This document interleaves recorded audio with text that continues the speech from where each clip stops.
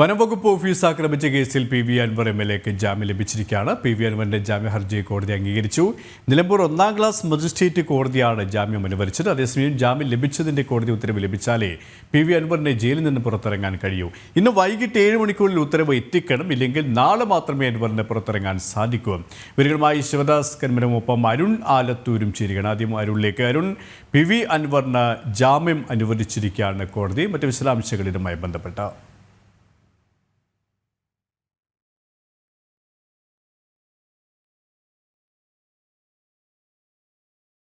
നാടകീയ സംഭവങ്ങൾക്ക് ഒടുവിൽ നിലമ്പൂർ എം.എൽ.എ ആയ പി.വി. അൻവറിന് കോടതി ജാമ്യം അനുവദിച്ചിരിക്കുകയാണ്. നിലമ്പൂർ 1-ാം ക്ലാസ് മജിസ്ട്രേറ്റ് കോടതിയാണ് ജാമ്യം അനുവദിച്ചത്. ഇന്ന് ഈ കോടതിയുടെ മുൻപാകെ അൻവറിൻ്റെ ജാമ്യാപേക്ഷയും ഒപ്പം തന്നെ ഈ അൻവറിനെ കസ്റ്റഡിയിൽ കിട്ടണമെന്നാവശ്യപ്പെട്ടുകൊണ്ടുള്ള പോലീസിൻ്റെ കസ്റ്റഡി അപേക്ഷയും കോടതിക്ക് മുൻപാകെ ഉണ്ടായിരുന്നു. കോടതി ആദ്യം രാവിലെ ഇത് പരിഗണിക്കുകയുണ്ടായി. രാവിലെ ഇത് പരിഗണിച്ച സമയത്ത് പോലീസിനോട് റിപ്പോർട്ട് സമർപ്പിക്കാൻ ആവശ്യപ്പെട്ടു. അതിനുശേഷം പോലീസ് റിപ്പോർട്ട് സമർപ്പിച്ചു.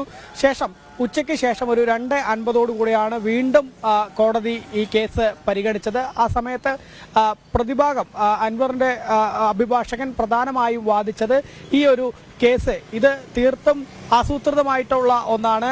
അൻവറിനെതിരെ സർക്കാരിനും ഇടതുപക്ഷത്തിനും വലിയ എതിർപ്പുണ്ട്, അല്ലെങ്കിൽ പലപ്പോഴായി രാഷ്ട്രീയ വൈരാഗ്യമുണ്ട്. ആ വൈരാഗ്യം വെച്ചുകൊണ്ടുള്ള ഒരു ബോധപൂർവമായുള്ള കേസാണ് ഇത് എന്നുള്ളതാണ് പ്രധാനമായിട്ടും അൻവറിൻ്റെ അഭിഭാഷകൻ കോടതിയിൽ വാദിച്ചത്.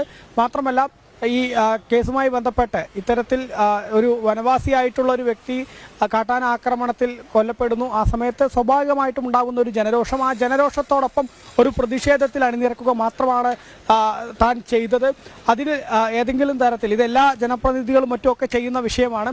അതിലേതെങ്കിലും തരത്തിലുള്ള കേസുണ്ടെങ്കിൽ തന്നെ ഒരു ദിവസം രാത്രി ഇങ്ങനെ വളഞ്ഞിട്ട് അറസ്റ്റ് ചെയ്യേണ്ട തരത്തിലുള്ള ഒരു സംഭവമല്ല ഇത്.